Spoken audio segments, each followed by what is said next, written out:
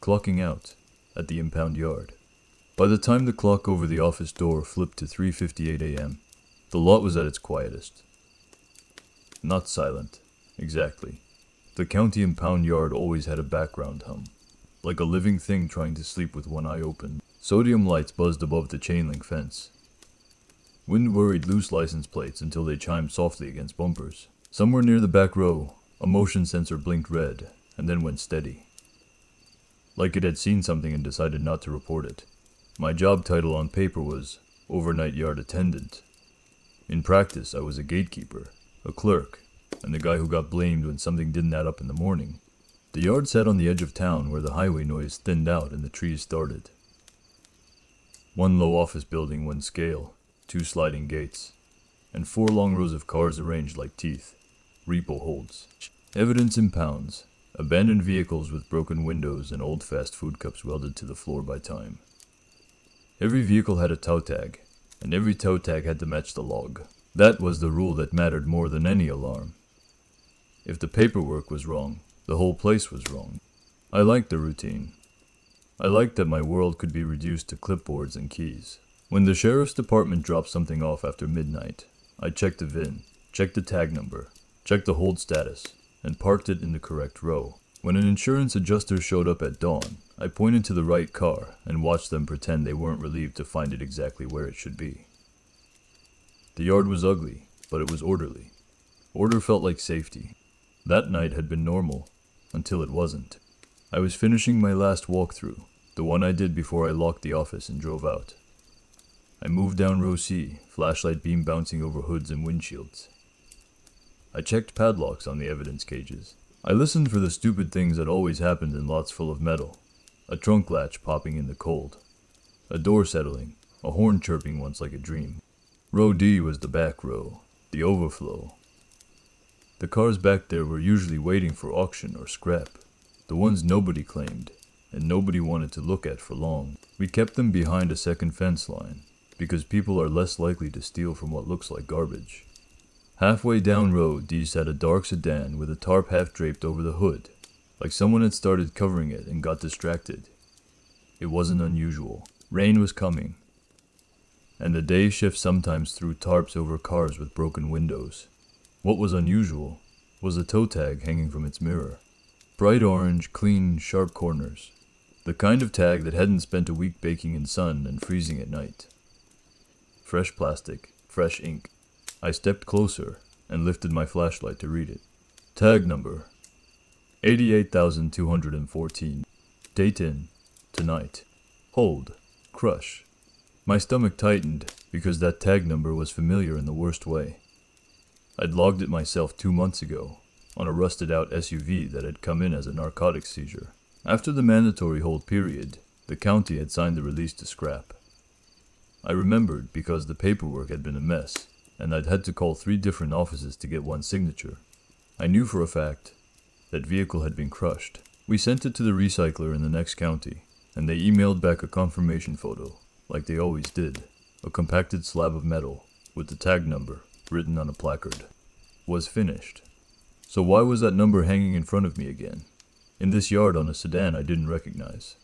I pulled the tag closer, expecting to find a smudge or a typo, but the ink was crisp. My own handwriting wasn't on it. The little checkbox for keys received was marked in black pen with a neat, careful X. I looked up at the windshield at the dash. No property sticker from the sheriff's office. No case slip tucked under the wiper. Nothing that explained how it got here. The tarp on the hood shifted slightly in the wind, and my flashlight beam slid across the front plate. No plate. Just 2 empty screw holes, still shiny as if the plate had been removed recently. I told myself it was a paperwork duplication, a clerk mistake, a tow company reusing numbers. Anything normal, but my chest didn't believe my brain. I reached for my radio out of reflex, then stopped. The radio was for emergencies, and calling in, I found a tag that shouldn't exist. Felt like admitting I was losing it. So I did the other thing I always did when I didn't trust my own eyes. I went back to the office and checked the log. The office smelled like old coffee and copier toner. I flipped on the desk lamp, opened the binder, and ran my finger down the handwritten entries for the night. Number 88, 1214.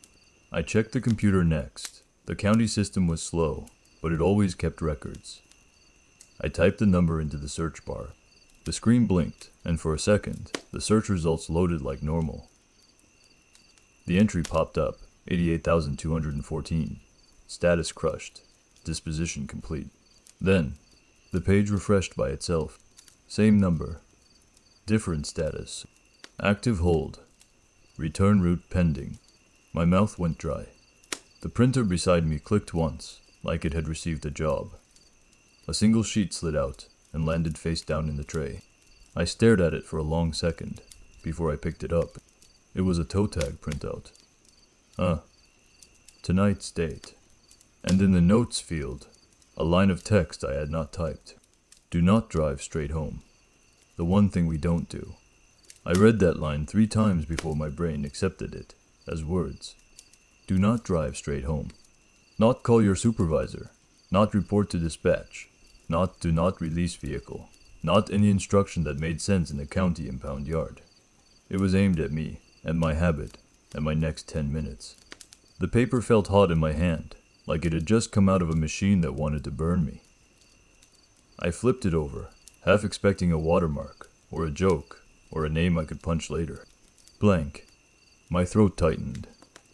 I set it down on the desk and stared at the computer screen again.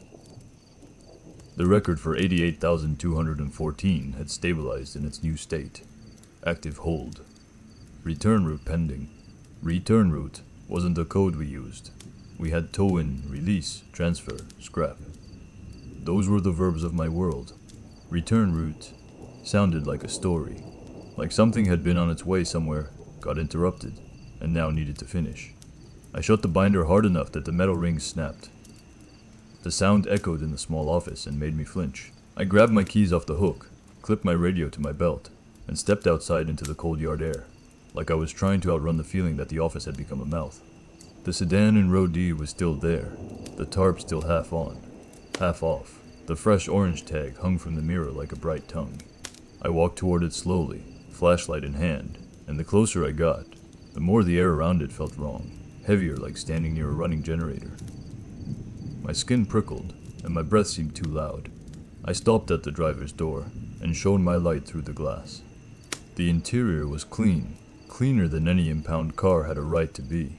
No trash, no papers, no smell of cigarettes. The seats looked barely sat in. The only thing out of place was the rearview mirror, which had been adjusted down as if someone short had been driving. The orange tag swayed slightly on its plastic. Zip tie. I reached for it again, and the moment my glove touched it, the yard lights flickered. Not off, just a brief dimming like somebody blinked. My stomach dropped.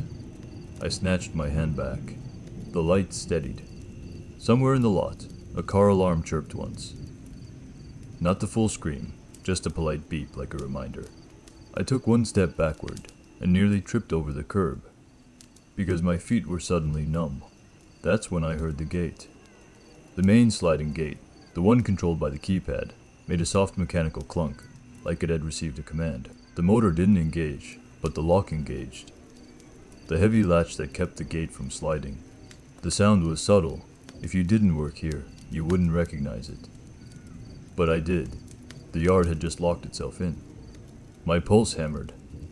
I turned back toward the office, half expecting to see someone standing under the lamp watching me. Nobody. Then, my radio crackled. For a second, I felt relief. Finally, a human voice. Finally, reality. Evan, the radio said. I froze. No one called me Evan at work. My name in the system was E. Hart. My coworkers called me Hart. My boss called me Kid. The voice on the radio wasn't my boss. It wasn't dispatch. It wasn't even through a channel. It had that raw, close quality. Like the radio was just a speaker for something standing beside me. Hart, the voice corrected, almost amused. Don't be stubborn. My mouth went dry. I swallowed hard and kept my thumb off the transmit button. The instinct to respond. Who is this? What do you want? Came up like bile. I didn't give it my voice. The radio hissed again. You're going to make this harder. A gust of wind swept through the lot and made loose plates clatter. The sedan's tarp fluttered slightly, then settled. I stared at the orange tag, like it was a fuse, and then headlights swept across the fence line. A vehicle outside the yard, passing on the access road. The light was brief, normal, and it snapped something in my brain. I could leave. I could get in my car and go. The gate was locked, but my employee badge opened the pedestrian exit on the side. I started walking toward the office again, faster now, eyes flicking between the fence and the sedan. The radio stayed silent. The yard felt like it was listening. In the office, my coworker's truck sat parked in the corner of the lot. Frost on the hood. Day shift didn't start for another 2 hours, but Lionel, older guy, former tow operator, always came in early to drink coffee and complained about how nobody respected a schedule anymore. His silhouette was visible through the office window, bent over the counter like he was reading something. I felt a surge of relief so strong it was almost embarrassing. A witness. Someone to tell me I wasn't crazy. I unlocked the office door and stepped in. Lionel. He didn't look up. You see it. My throat tightened. See what? Lionel finally raised his head. His face was pale in the desk lamp's glow. His eyes were wide and bloodshot like he hadn't slept in days. He looked past me, toward Rodi. Tag 88, he whispered. Back again. My chest went cold. You know about it. Lionel let out a dry laugh with no humor. Everybody who stays long enough knows. He lifted his hand and showed me his coffee cup. It was shaking. What is it? I asked. Lionel swallowed hard. It's a car that ain't done driving. My skin prickled. That doesn't. Lionel cut me off sharply. Listen. There's one thing we don't do when the yard gets active. Active. Like a living thing. He leaned across the counter, voice low and urgent. When you clock out, you drive straight home. No stops. No gas. No coffee. No detours. You get in your car and you go. I stared at him. Why? Lionel's gaze flicked to the printer tray, where that paper still sat. Do not drive straight home. The line looked like it was laughing at us now. Lionel's mouth tightened. Because it learns your route, he whispered. If you change it, it'll follow. If you don't change it, it'll meet you. My stomach rolled. So which is it? Lionel shook his head slowly, eyes wet. Depends which one showed up. I didn't understand, and that terrified me more than if I had. What happened last time? Lionel's jaw clenched. Guy named Travis, worked nights. Good kid. Always stopped at the same gas station after shift. Same coffee, same pack of cigarettes. One night he didn't. He felt like something was off. He tried to be smart. Took a different road. Lionel's voice cracked slightly. They found his car in the back row with a fresh tag. Keys still in it. No Travis. My throat tightened. Polis.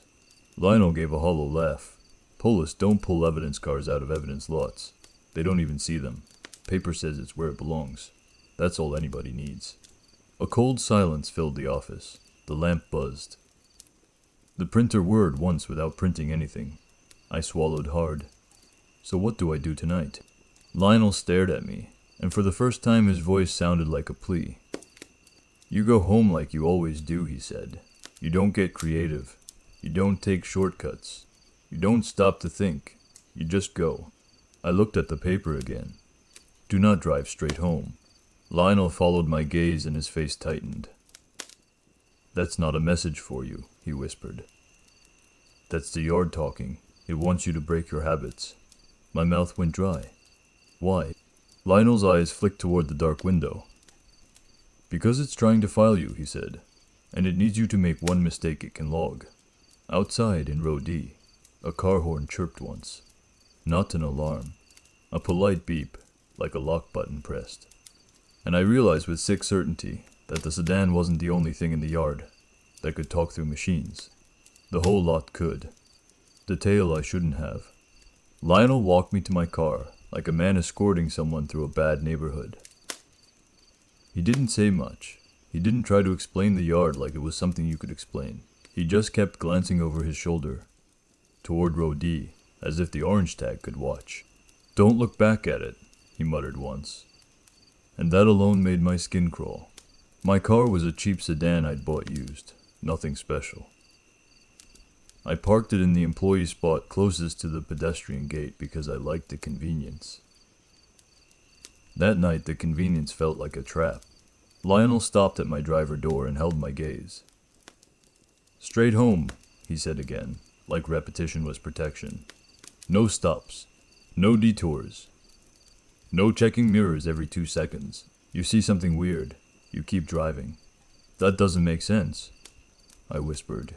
"It don't have to," he said. "Just do it." I got in, started the engine, and rolled toward the pedestrian exit. My badge beeped the latch open, and the gate clicked like a tooth. Outside the yard, the access road was empty. Just dark asphalt, a line of bare trees, the faint orange glow of distant highway lights. I turned right, my usual way home, and kept my speed steady. For the first minute, I almost believed Lionel's superstition was just grief dressed up as advice. Then, I saw the headlights. 2 points of light behind me rounding the same bend. I'd just come around. Not close, not tailgating. Just there, steady, matching my speed at a distance that felt measured. A normal car, a neighbor, someone on the same route. Nothing to panic about. I told myself that. I did, but my hands still tightened on the wheel. And my mouth went dry anyway, because the lights didn't behave like normal headlights. They didn't bob with the road. They didn't bounce with potholes. They held level, locked in place like they were pinned to my rear window. I forced my eyes forward and kept driving. The rule wasn't, don't have fear. The rule was, don't feed it with reaction. At the first intersection, I took the right turn I always took.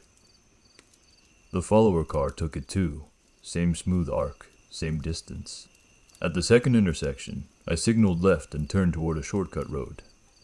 Then stopped halfway through the turn and straightened out again, continuing forward like I'd changed my mind. A normal follower would overshoot or hesitate. The headlights behind me did neither. They continued forward without braking, maintaining the same distance as if the road itself had decided where they belonged. My stomach rolled. I glanced into my rearview mirror. The car itself was hard to make out in the dark. But I saw the shape, low sedan, dark body, and hanging from its rearview mirror, faintly visible in the glare of my taillights, was something rectangular. A tag. Bright orange. My breath caught. My eyes snapped forward, and I felt my pulse slam in my throat. It was still on me, not a car following me. The yard or something inside it had left with me. Lionel had said, if you change your route it'll follow. If you don't, it'll meet you. There hadn't been a third option. Leave and be ignored. I hit the gas gently, not to flee, just to test. My speed climbed from 35 to 45. The headlights behind me stayed the same distance. I eased back to 40. Same distance. The follower wasn't adjusting like a driver. It was locked to me. My phone buzzed on the passenger seat, and I nearly jumped out of my skin. I glanced down. Unknown number. No name. Just digits. I didn't answer. The phone buzzed again, then stopped. A second later, my dashboard display flashed a message I'd never seen before on this car. Return route pending. My blood went cold. That wasn't my car's system language. It was the yard's. I drove past the 24-hour gas station I stopped at sometimes after work. The bright canopy lights looked welcoming. Normal. I didn't T-pull in. Lionel's instructions hammered in my head. No stops. As I passed, I caught movement by the pumps. Someone standing there, hands in their pockets, watching the road. The person's face was washed out by the canopy glare, but I saw the orange rectangle hanging from their wrist, like a wristband. I kept driving. The access road merged into a wider two. Lane stretch bordered by woods. My headlights carved a tunnel through darkness.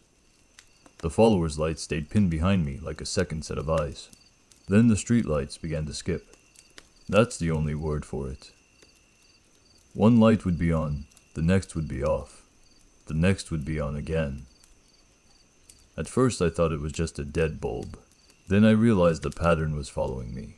The The lights behind me were turning off as I passed, leaving darkness in my rear view, while the lights ahead turned on just before my car reached them.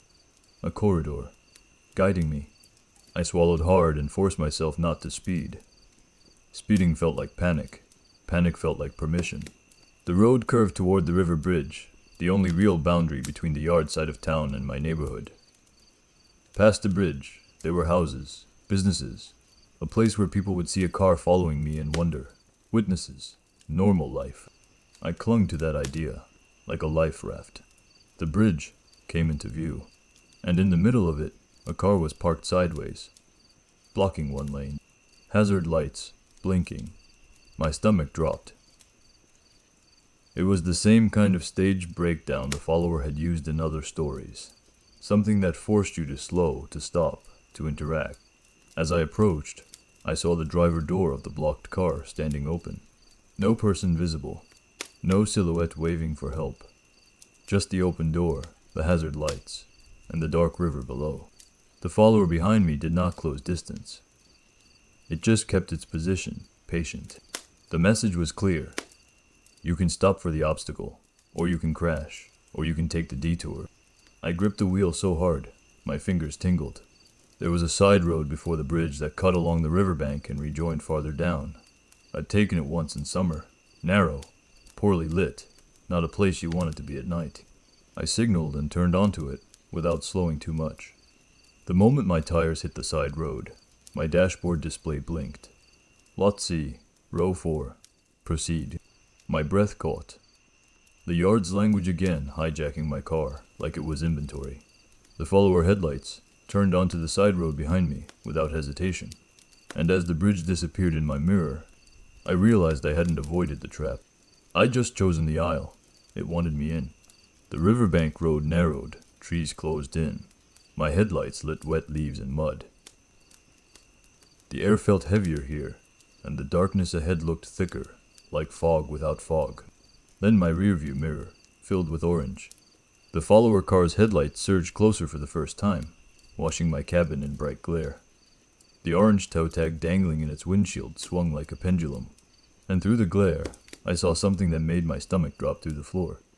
There was no driver. The front seats were empty. The steering wheel was turning on its own, perfectly matching my curve. The car behind me was driving itself, like a tow yard ghost, on a return route. It refused to abandon. And then the engine of my own car stuttered once, as if it had just received a new instruction.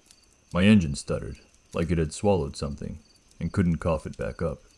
Not a full stall, just a quick hiccup, RPM needle dipping and recovering, enough to make my hands tighten on the wheel and my mouth go dry. The dashboard light stayed normal, but the message on the display blinked once, then settled back into that same impound.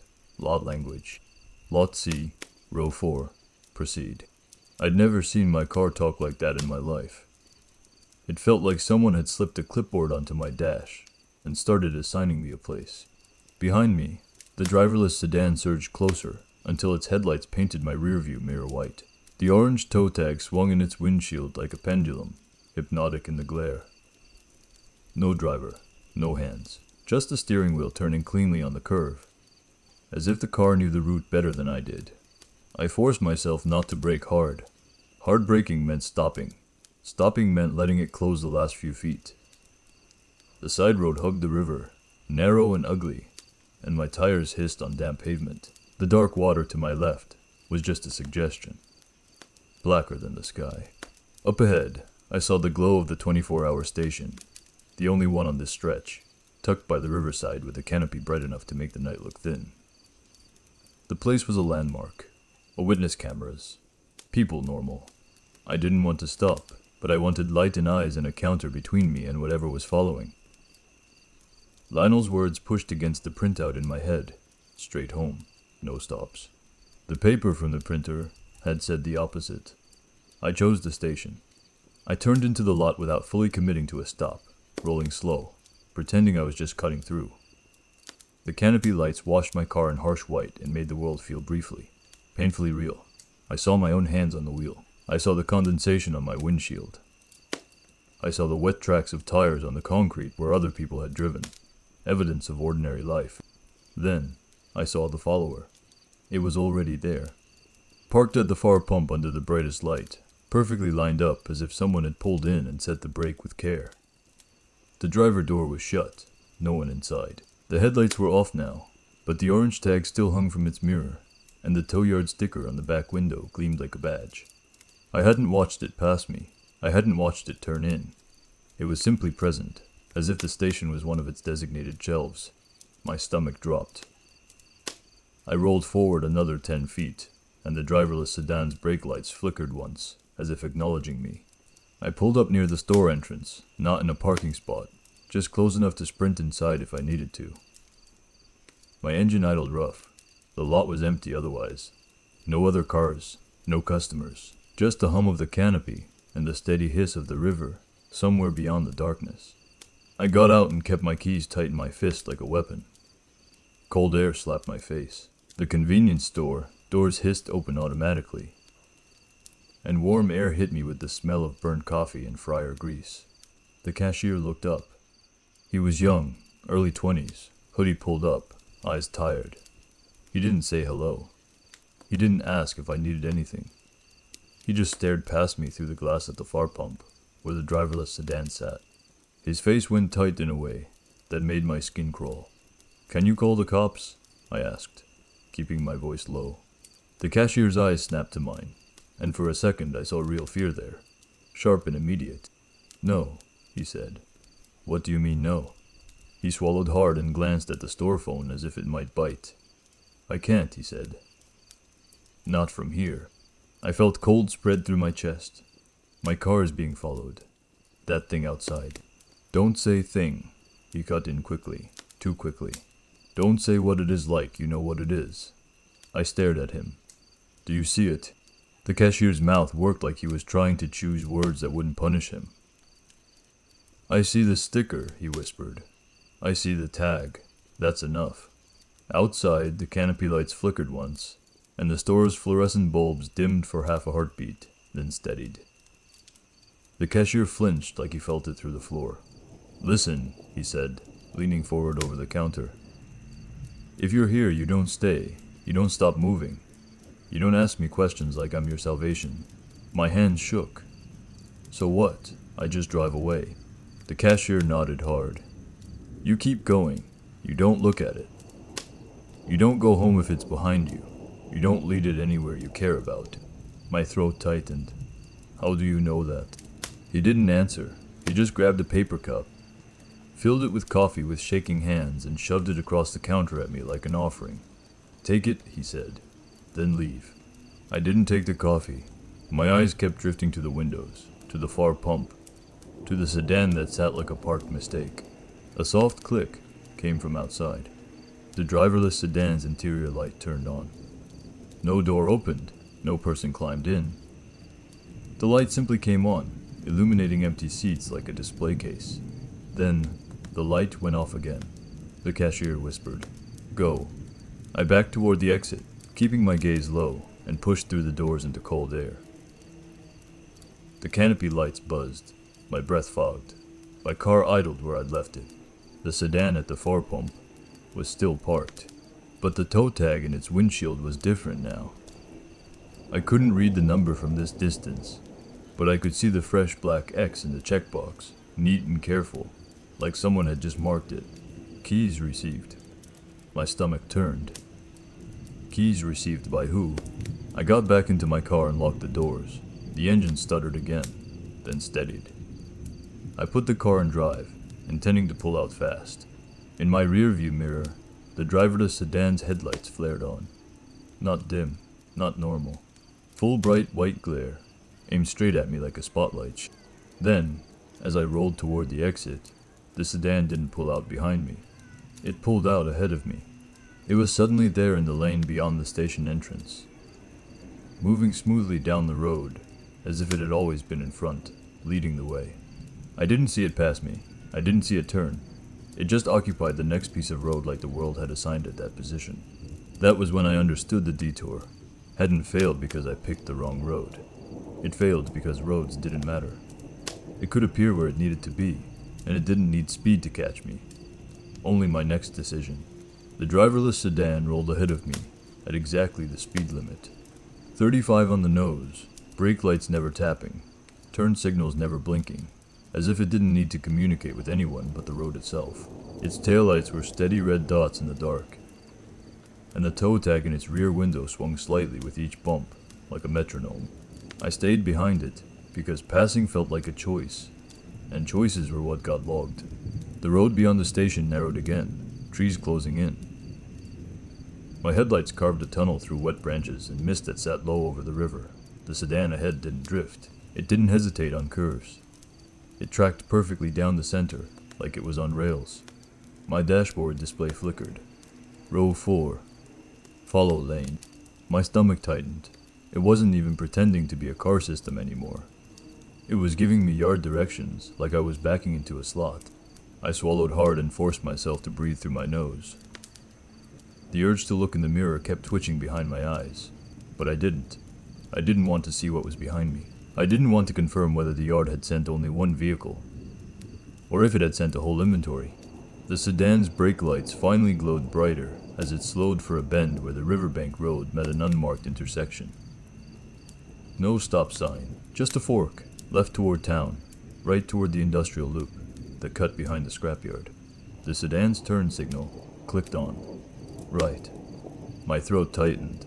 That wasn't the way to my neighborhood. It wasn't even the way to any normal destination, unless you worked in the county's back end. The yard was in that direction. It was leading me back. My hands clenched. No, I whispered, and immediately regretted speaking at all. The sedan ahead didn't react. It turned right smoothly and continued, as if my refusal was just noise. I had to decide. Follow it back to the yard, where whatever was happening might be contained, might be understood, might have rules I could cling to, or break away and risk it reappearing somewhere worse. The printout on Lionel's desk flashed in my mind. Do not drive straight home. It wanted my routine. It wanted me to do something different, something trackable. But Lionel had said the yard was the only place that could hold certain things. Travis had tried to get clever, and vanished into row D. Maybe the only safe move was to return the thing to its shelf. I followed. The industrial loop road was empty, lit by sporadic streetlights that buzzed and flickered like they'd been installed too long ago. On my left, trees. On my right, chain-link fences and dark lots stacked with scrap metal that looked like skeletal animals in the gloom. The sedan ahead stayed perfectly centered. Its taillights never wavered. As we approached the yard, I felt the air change, not temperature pressure. Like the closer I got, the more the night thickened. The sodium lights over the impound lot glowed faintly ahead, that ugly orange that makes everything look bruised. The sedan slowed near the employee gate. The gate that should have been locked. The gate slid open on its own. No motor noise, no grinding, just a smooth, silent glide of chain. Link like someone had pushed it aside with a gentle hand. My stomach dropped. The sedan entered without stopping. It didn't pause to be scanned. It didn't beep a badge. It just rolled through like it belonged. My dashboard display updated. Entry logged. My throat tightened. Logged by what? My car hadn't been scanned. I hadn't swiped anything. I followed the sedan into the yard. The moment my tires crossed the threshold, the yard lights brightened slightly, and the whole lot came into crisp, ugly focus. Rows of cars. Tags hanging, plates rattling in the wind. The office building dark, except for the desk lamp glow behind blinds. Everything looked the same as when I left, except the rows were wrong. Row D was longer than it had been, not by a car length. By several, more vehicles packed in, arranged too neatly, and the sedan ahead of me turned into row D like it knew exactly where it was going. It didn't park randomly. It rolled to a specific spot halfway down and stopped with a clean, perfect alignment. Then, its headlights shut off. Its engine, if it had one, went silent, and the orange toe tag in its windshield lifted slightly, as if a breeze from inside the cabin had moved it. I sat in my car at the end of the row, hands shaking, staring at the sedan like it was a solved equation I didn't understand. My phone buzzed. I flinched so hard my elbow hit the door. The screen lit with a notification from a number that wasn't in my contacts. New assignment, Complete inventory. My mouth went dry. Another message followed immediately. Lot C, row 4. Check tags. My heart hammered. It wasn't asking now. It was issuing tasks. I didn't move. The yard lights dimmed slightly, then steadied. The wind picked up, license plates chiming softly. The sound felt like laughter. I forced myself to look toward the office. The blinds were closed, but there was light behind them now. Not the desk lamp, a warmer glow, like the office overhead lights had been turned on. A silhouette moved behind the blinds. Not Lionel. The shape was too tall, too still. The silhouette paused at the window, as if it knew I was looking. Then the office door opened. The yard gate latch clunked behind me, locking again, sealing the lot. A figure stepped out of the office into the sodium light. At first, my brain tried to make it a person.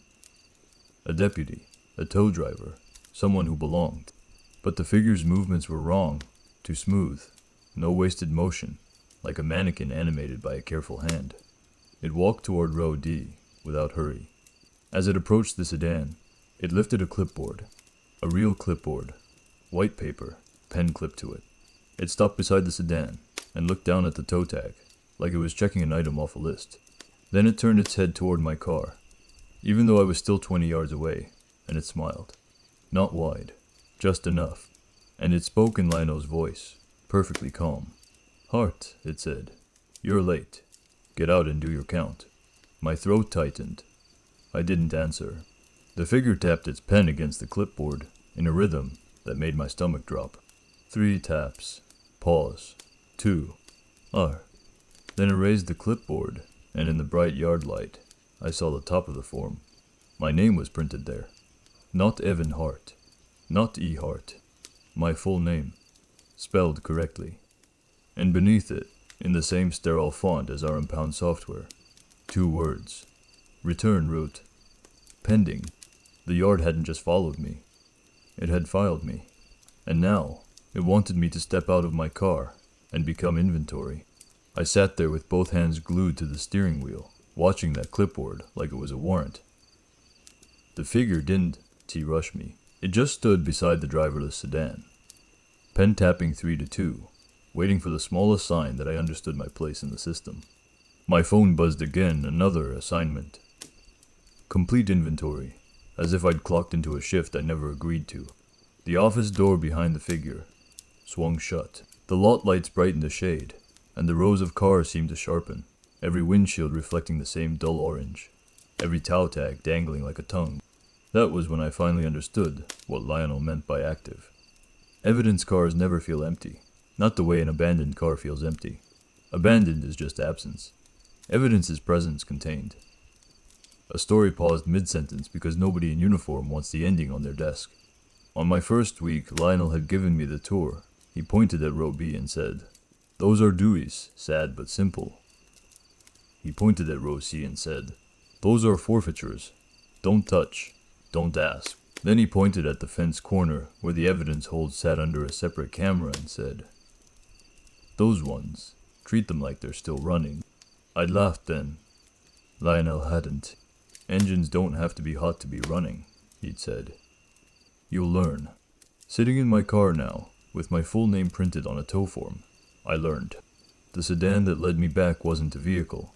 It was a route that refused to end.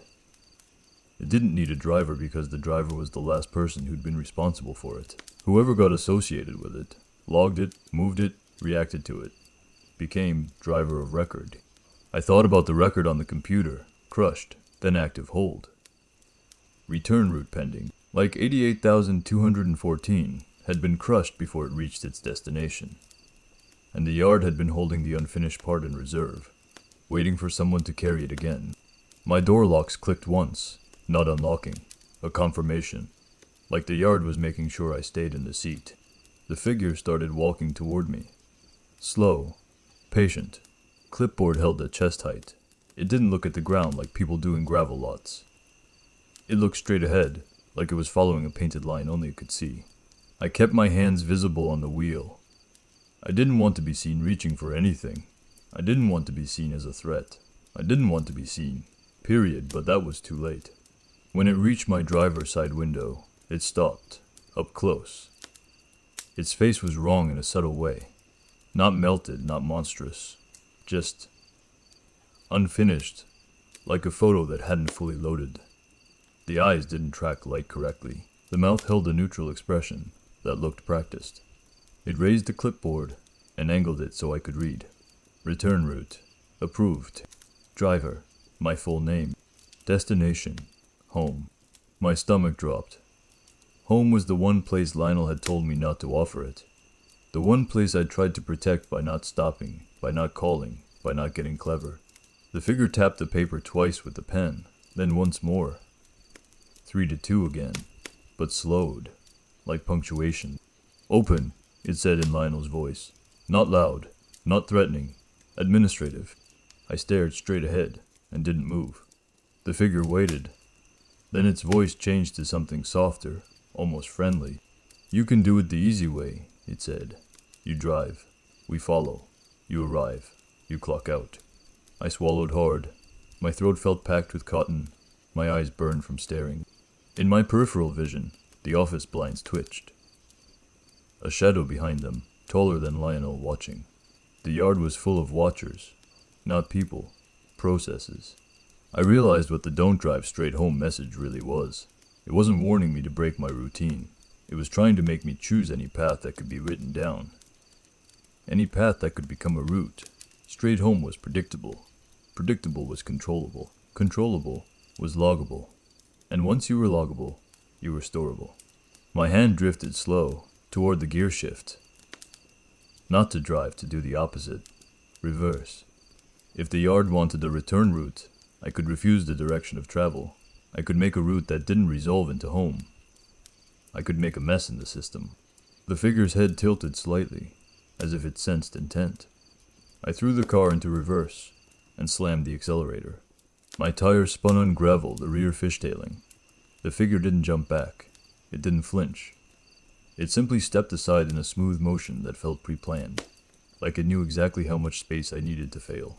I backed hard out of the row, then cut the wheel and shot toward the side fence line, aiming for the one place the yard didn't inventory well, the maintenance lane behind the evidence cages, where cameras always had blind spots because of glare and chain, link shadows. My phone buzzed once more. Lot C, row 4. Missed. Correct course. I ignored it and kept driving. Because for the first time that night, I wasn't trying to get away. I was trying to get unfiled.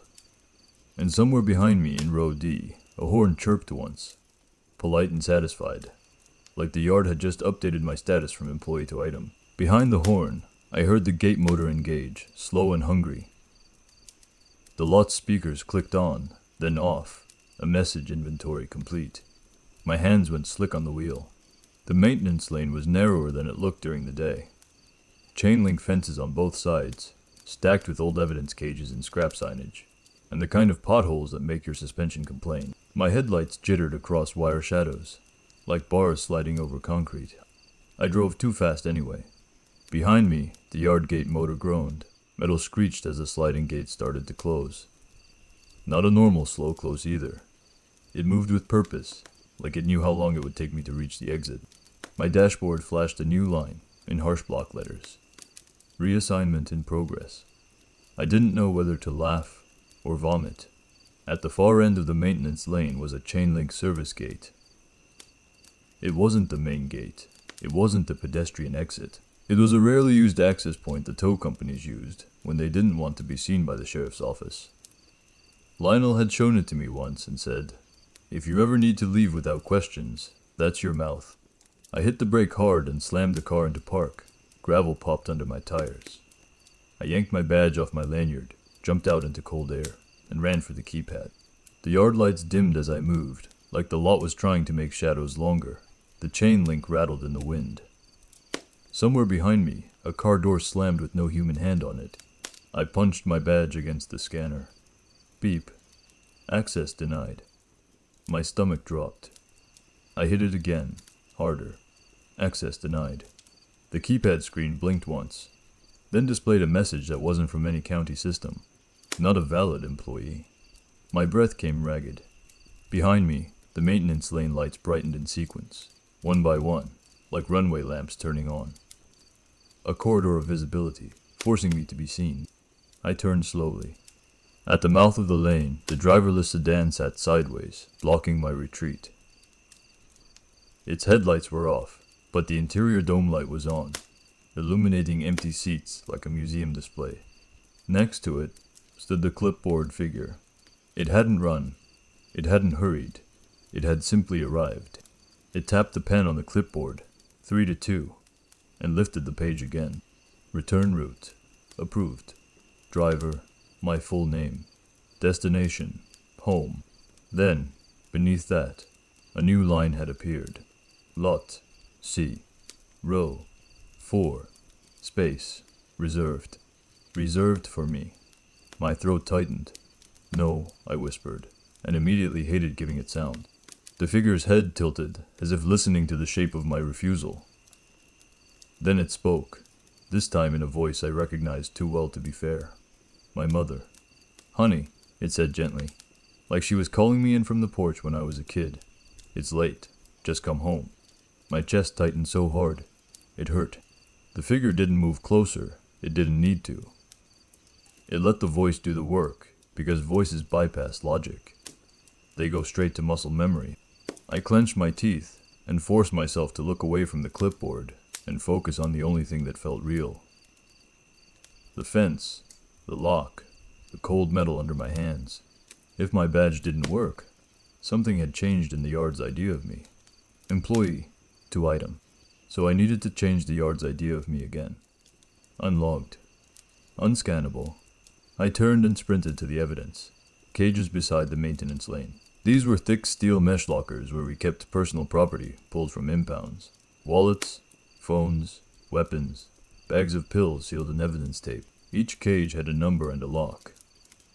And above them was a camera that always had a glare spot from the overhead light. I grabbed the nearest lockbox and yanked it open.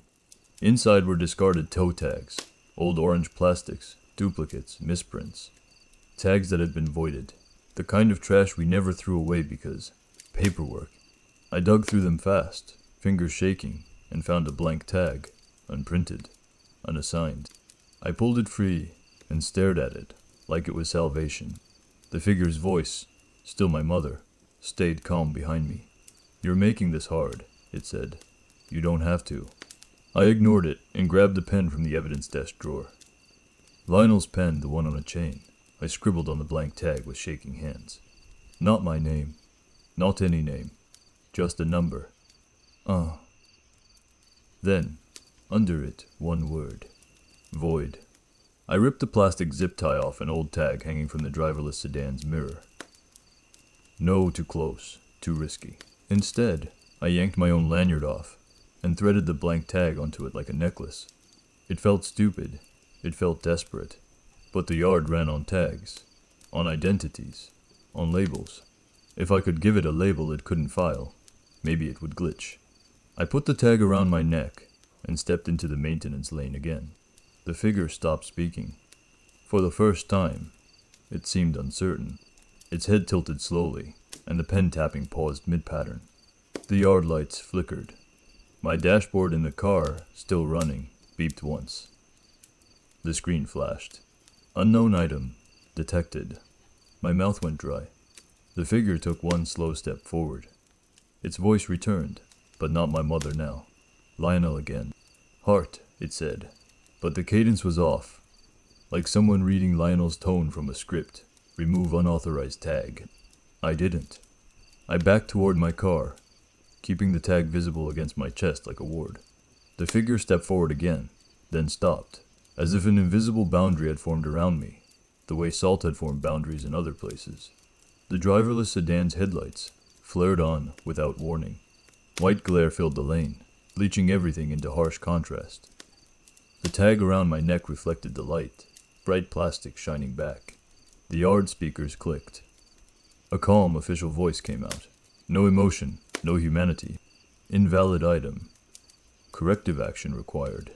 My stomach dropped. I dove into my car and slammed the door, locking it out of reflex. The engine was still running.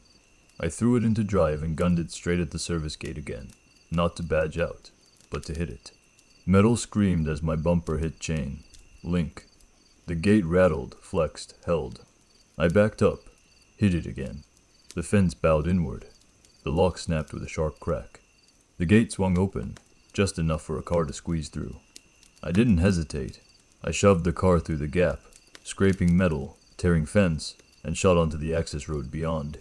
Behind me, the yard gate slammed shut with a final heavy clunk. The yard lights all went out at once. Total darkness, where the impound lot had been. My phone buzzed one last time. A single message, no number attached. Return route, still pending. I kept driving anyway, tag bouncing against my chest, because the only thing worse than being followed was being filed. And I knew, deep down, that even if I escaped the yard's fence, I hadn't escaped the route. I'd just taken myself off the map it used to track me, which meant it would have to find a new way to label me, and that was what I was most afraid of. Once I was out past the torn fence, the road felt wrong in a different way.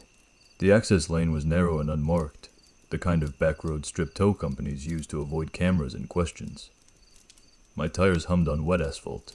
Trees leaned in close on both sides, and the darkness between them felt thicker than it should have been, like the night was trying to close behind me and seal the yard back up.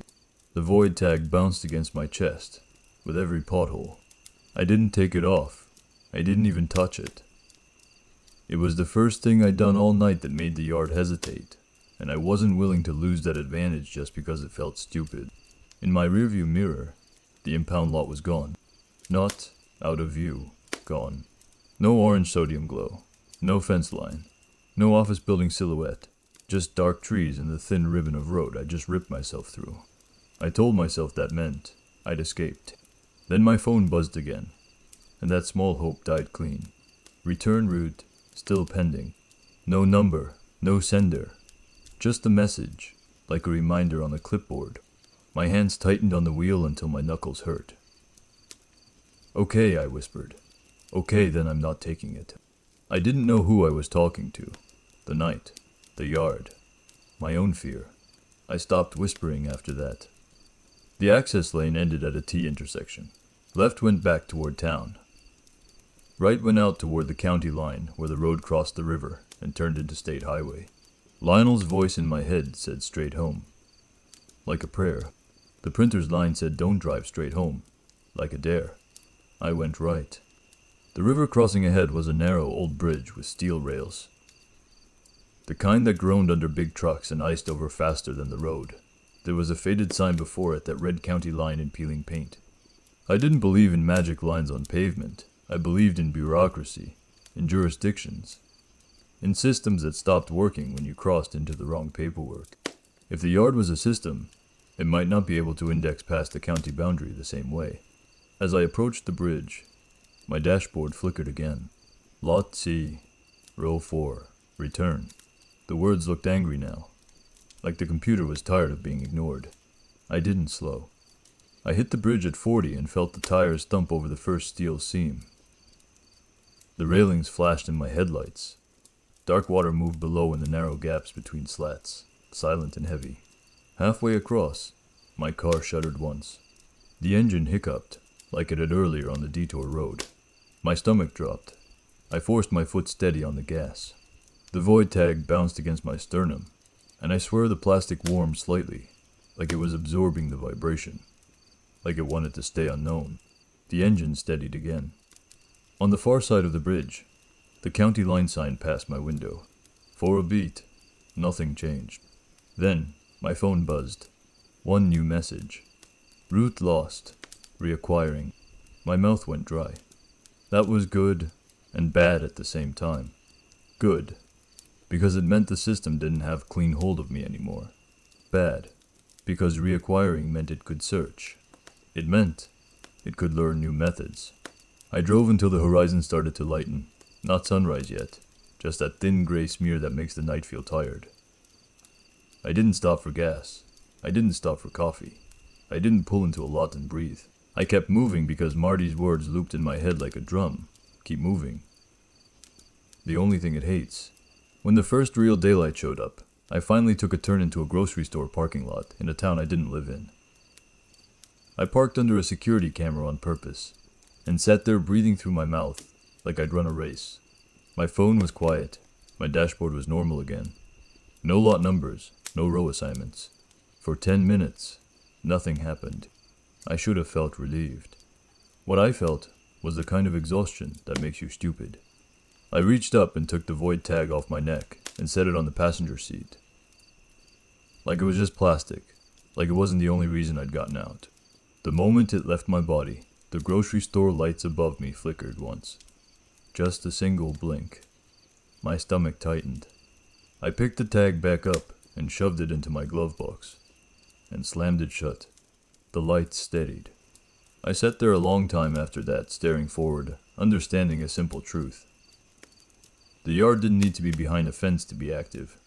If it could file you, it could follow you. If it could follow you, it could show up anywhere you had habits. I didn't go to work the next night. I didn't call in sick. I didn't call at all. I drove home in daylight, packed a duffel bag, and tried to decide how you leave a town without admitting you're running from something that can print your name on official forms. At 2:17 p.m., my phone rang. Lionel's number. My chest tightened so hard it hurt. I almost didn't answer because the whole problem started with voices and instructions. But Lionel was the only person who'd said anything that sounded like care. I picked up. "Hart," Lionel said, and his voice sounded wrong immediately. Too flat, too clean, like a recording. My stomach dropped. "I'm not Lionel," the voice continued, still using his tone like a mask. "You missed inventory." I hung up without a word. My phone screen went black for a full second, then came back. On it was a new notification, like a calendar reminder I hadn't set. Appointment. Return route completion. Location. County impound. Time. Tonight. I stared at it until my eyes burned. I deleted it. It reappeared. I deleted it again. It reappeared again. The way a system keeps re-adding a task you refuse to complete.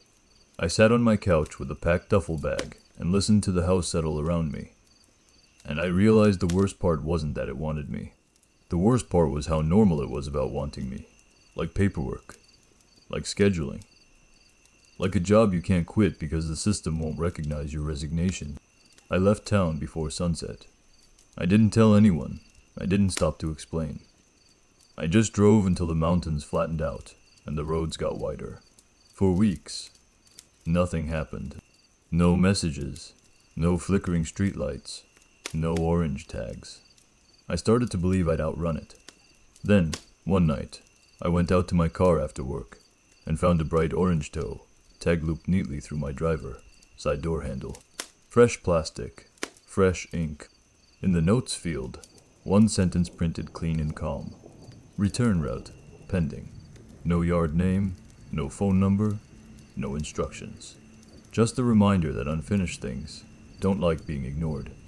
I threw the tag away in a gas station trash can and drove home without stopping anywhere else. Checking my mirrors only when I had to, keeping my eyes forward like my life depended on it. Because I'm pretty sure it does.